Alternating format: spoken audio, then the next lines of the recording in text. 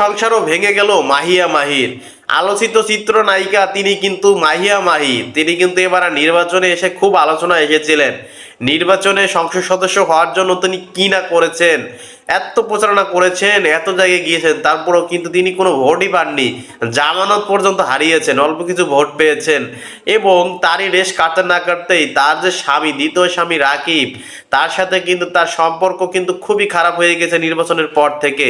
তারপর থেকেই তাদের দুইজনের সম্পর্ক ভাঙল যাচ্ছিল না।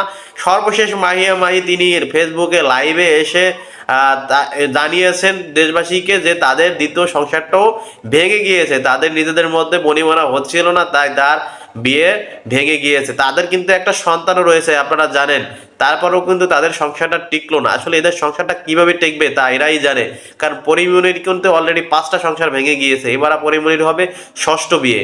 তো মাহিয়া মাহির এবার 3 নম্বর বিয়ের অপেক্ষায় থাকবে।